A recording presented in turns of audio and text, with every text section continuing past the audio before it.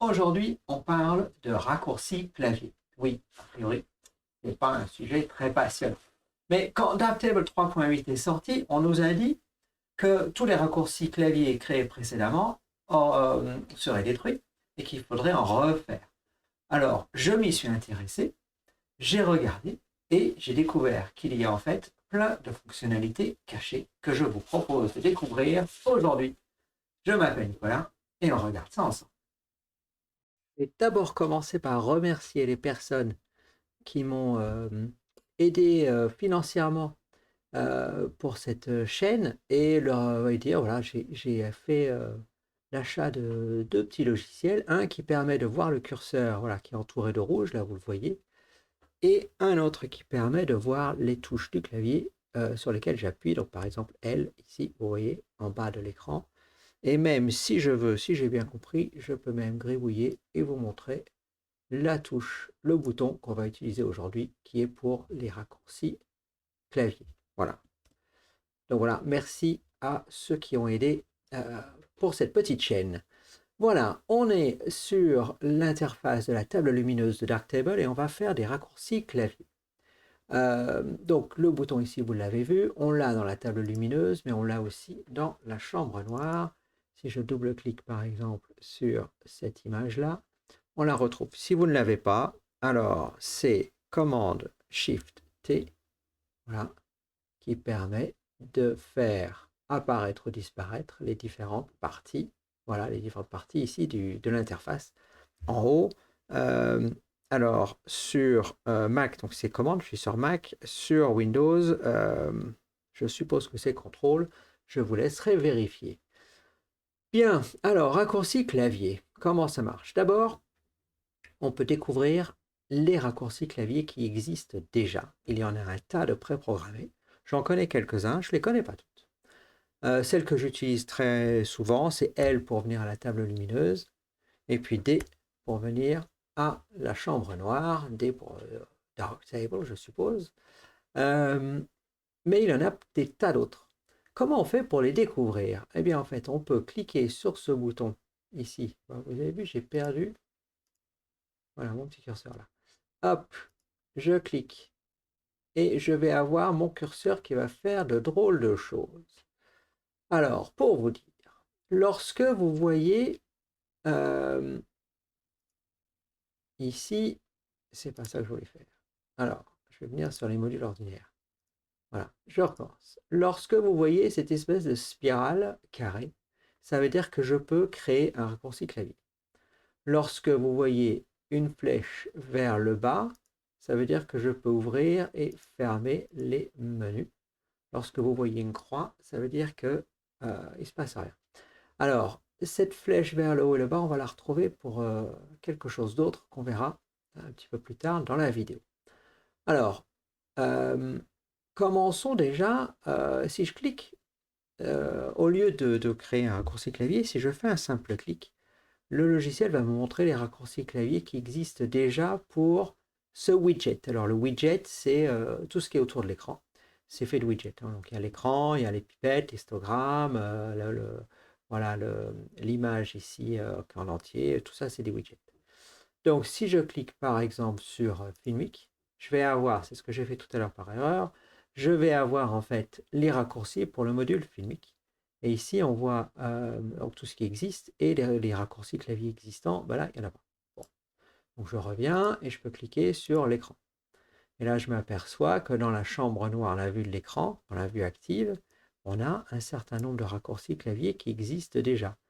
Notamment un Shift Alt plus, Shift Alt et pour voir en gros plan, pour voir le zoom ajusté.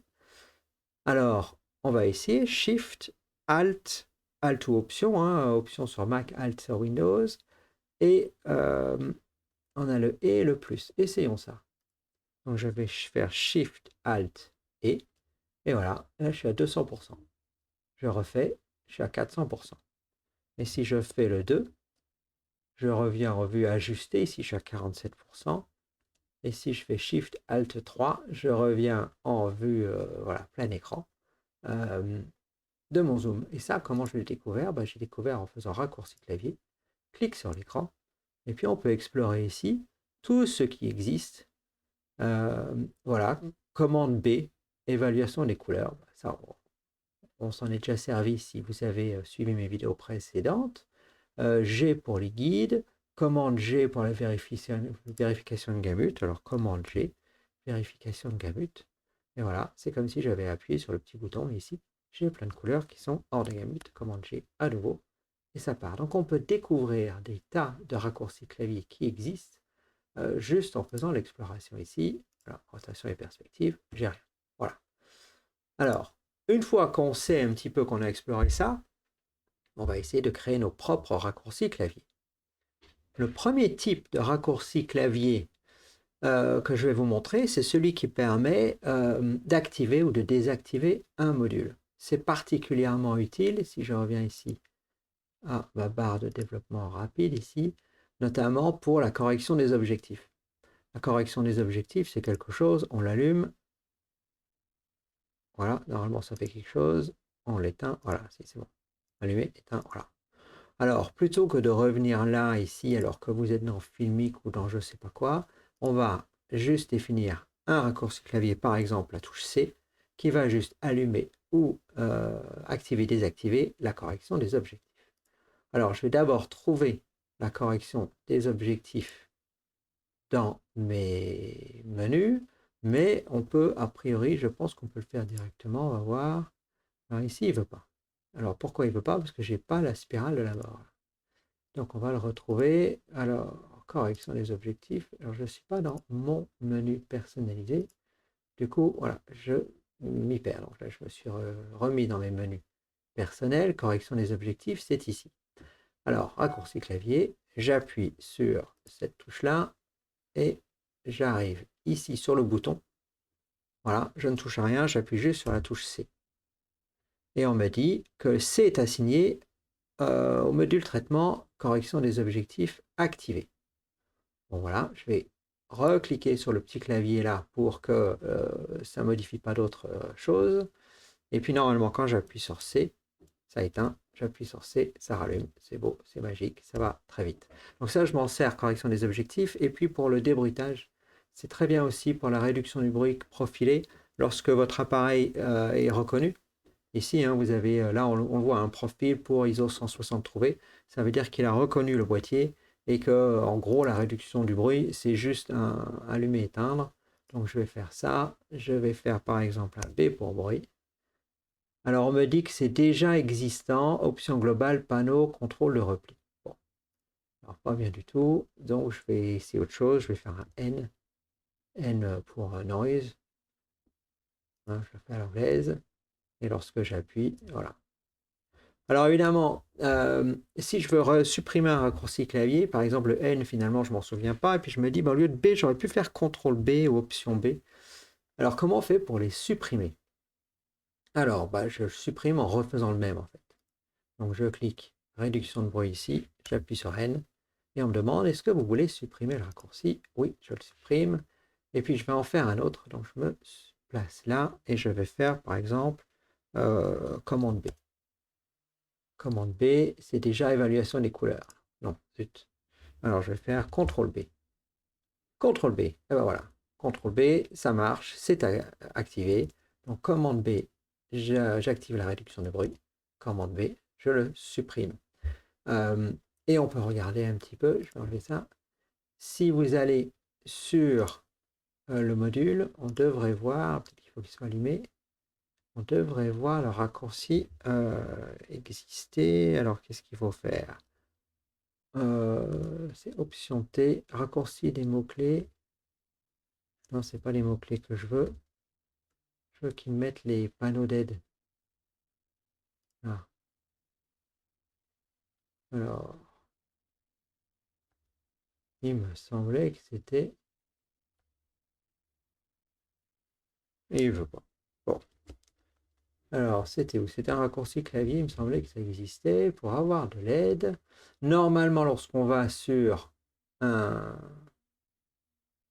bouton, on doit... normalement, j'ai un petit menu qui me donne le raccourci clavier qui est attaché à ça. Ça marche pas, je fais pause je regarde, je répare et je reviens vers vous. Voilà, c'est réglé. Alors comment j'ai fait?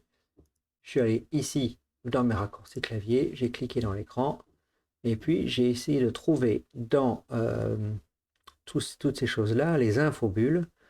Alors, évidemment, quand on sait comment ça s'appelle, je tape bulle ici dans la barre de recherche, basculer les infobulles ici, et les infobulles, je devrais voir ça. J'ai vu que c'était Shift T ici, infobulles. Si je clique dessus, c'est Shift T pour avoir les infobulles activées, désactivées. Donc ici, Shift T, ça les désactive.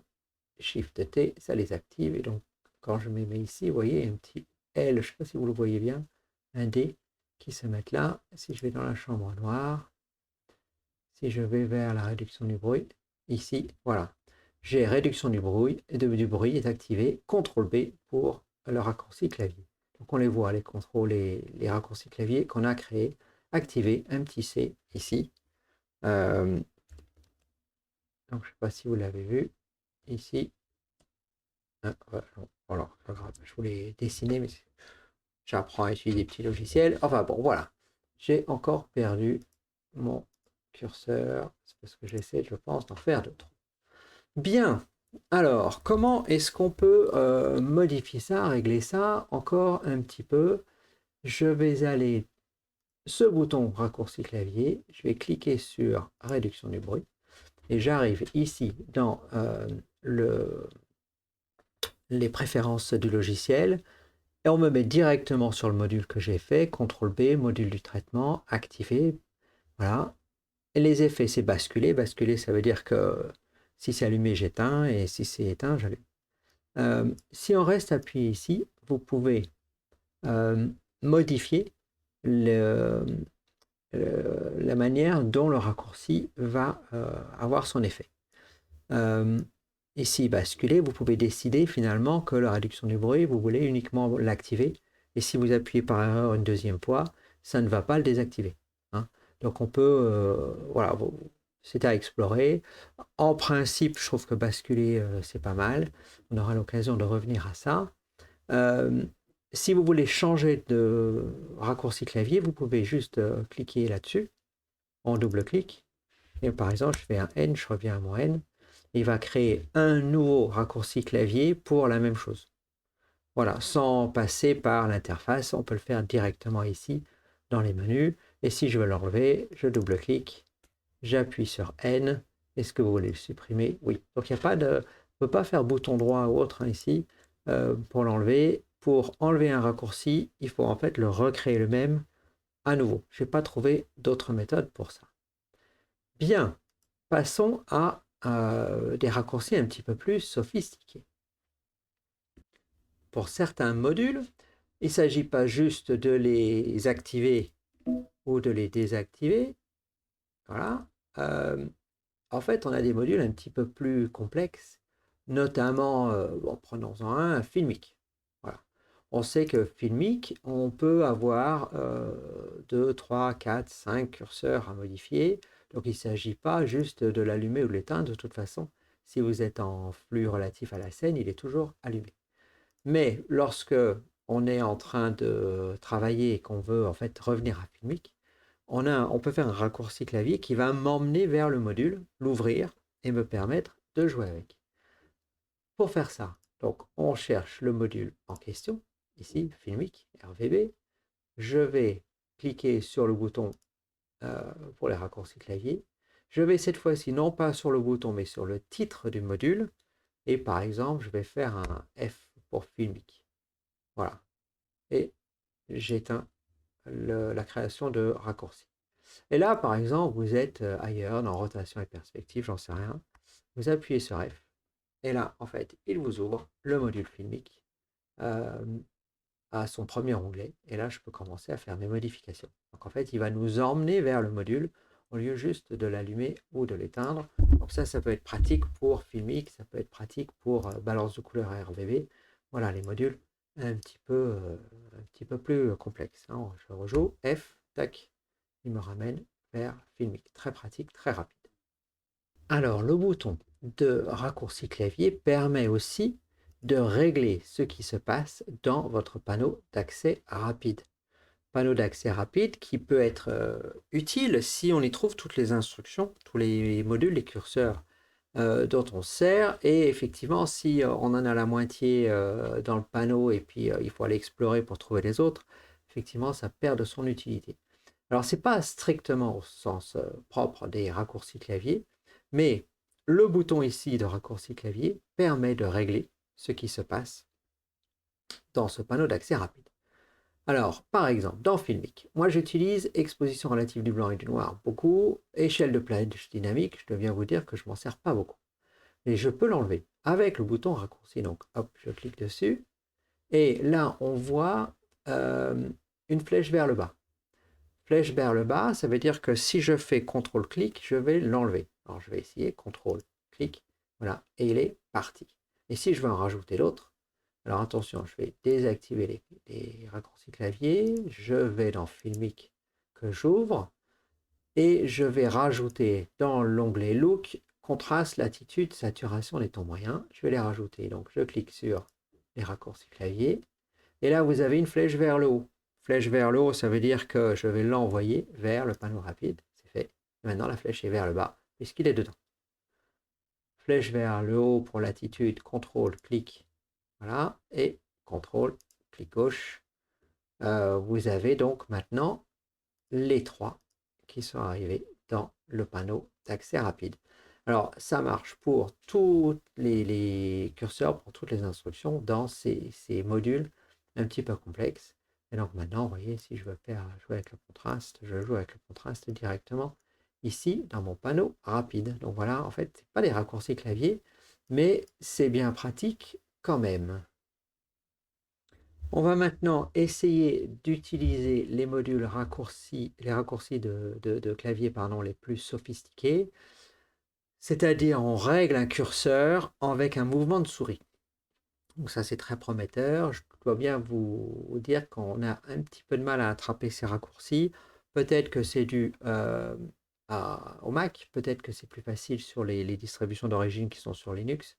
Là j'ai un petit peu de mal à l'attraper. Bon, on va tenter peut-être en 2-3 fois.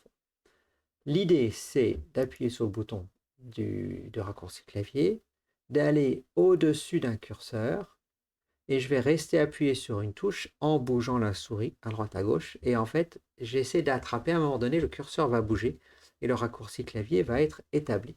Donc on y va, je reste appuyé sur E, du premier coup. Regardez, c'est pas beau ça. Des fois j'ai du mal. Là, c'est bon, il a bougé. Donc ça veut dire que maintenant, je vais éteindre ça.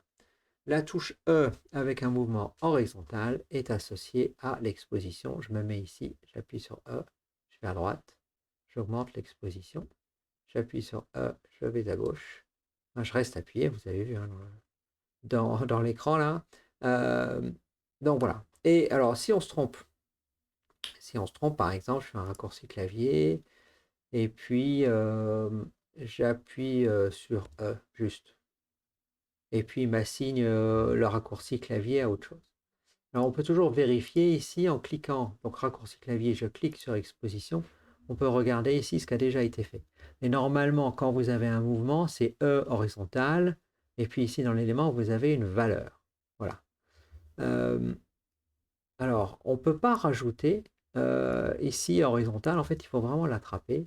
Ouais, je n'ai pas trouvé. Par contre, j'ai dit une bêtise tout à l'heure, parce qu'on peut tout à fait effacer un raccourci clavier dont on ne peut pas. Il suffit juste de le sélectionner et d'appuyer sur la touche effacer et ça enlève. On peut modifier la vitesse. Ici, ça c'est bien pratique. Par exemple, si je fais la vitesse 3, ça veut dire qu'en fait, en bougeant la souris moins, ça va déplacer plus vite. Donc ici, je reste appuyé sur E.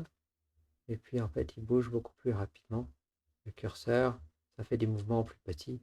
Pour régler, c'est relativement précis quand même. Moi, chacun appréciera avec son écran, sa souris, si ça vaut la peine de modifier la vitesse de déplacement du curseur. Ça marche pour tous les curseurs. Et c'est là où, si on a un contrôleur MIDI, on les déplacer la souris. Je suppose qu'on tourne un bouton et ça doit faire à peu près la même chose. Voilà, donc pour cette vidéo sur les raccourcis clavier, je crois en avoir fait le tour. Commencez petit, mettez un ou deux raccourcis clavier, et puis au fur et à mesure, lorsque vous vous retrouvez à faire tout le temps les mêmes choses, on rajoute, on rajoute, on rajoute. De toute façon, je ne vois pas qu'il soit utile de créer 15 raccourcis clavier d'un même coup, parce que bah, si vous êtes comme moi, au bout de 10 minutes, vous les avez oubliés et ça ne sert plus à rien. Vous en faites un nouveau toutes les semaines, et comme ça, on personnalise son logiciel. Voilà, allez, fin de la vidéo, et je vous dis à tous à bientôt.